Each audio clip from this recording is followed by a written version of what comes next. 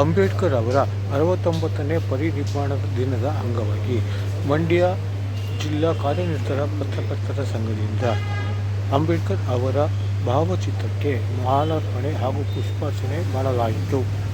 ಈ ಸಂದರ್ಭದಲ್ಲಿ ಸಂಘದ ಮಾಜಿ ಅಧ್ಯಕ್ಷ ಹಾಗೂ ಮುಡ ಅಧ್ಯಕ್ಷ ಬಿ.ಪಿ. ಪ್ರಕಾಶ್ ಅವರು ಮಾತನಾಡಿದರು.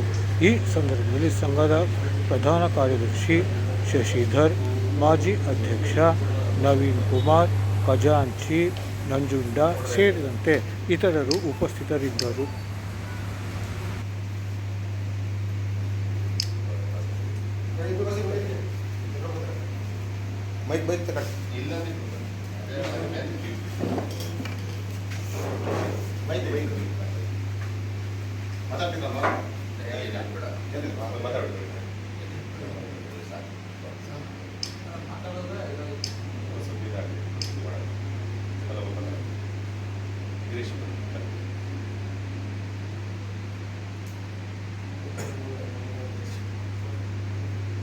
ಬಾಬಾ ಸಾಹೇಬ್ ಅಂಬೇಡ್ಕರ್ ಅವರ ಪರಿನಿರ್ವಾಣ ದಿನದಂದು ನಮ್ಮ ಮಂಡ್ಯ ಜಿಲ್ಲಾ ಕಾರ್ಯನಿರತ ಪತ್ರಕರ್ತರ ಸಂಘದ ವತಿಯಿಂದ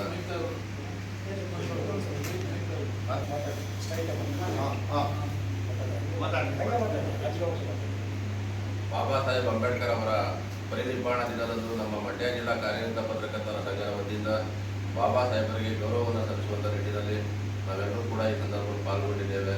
ಬಾಬಾ ಸಾಹೇಬರ ಆಶಯಗಳು, ಅವರ ಹೋರಾಟದ ಬದುಕು ನಮ್ಮೆಲ್ಲರೂ ಕೂಡ ಸ್ಫೂರ್ತಿಯಾಗಲಿ, ಮಾದರಿಯಾಗಲಿ ಅಂತೇಳಿ ಅವರಿಗೆ ಪ್ರಾರ್ಥನೆ.